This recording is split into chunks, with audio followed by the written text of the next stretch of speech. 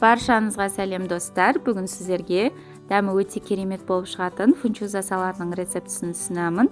Ол үшін алдымен табаға май құйып, қызғаннан кейін етті салып қуырамыз.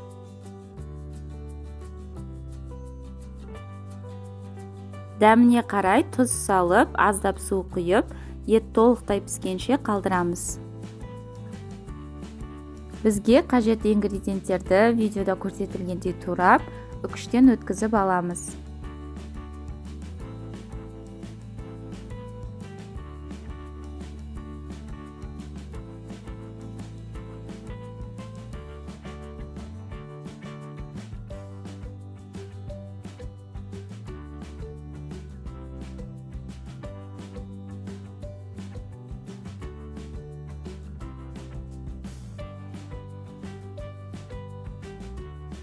Етіміз толықтай піскеннен кейін пияз бен сарымсақты салып қызартып қуырамыз.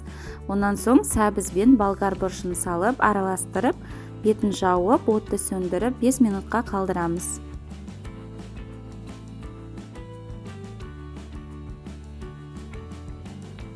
Соя соусын құйып араластырамыз. Менде осындай фунчоза, енді осыны табаға салып, үстінен ыстық су құйып, бетін жауып, шамамен 10 минутқа қалдырамыз. Фунчозамыз пісті, енді осыны дұршылаққа салып, салқын суда бір шайып аламыз.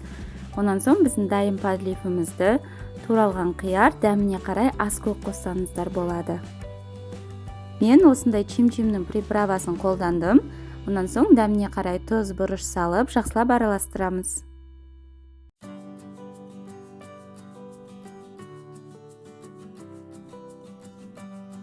Міне біздің салатымыз дайын. Сіздермен бірге болған балзия ас болсын.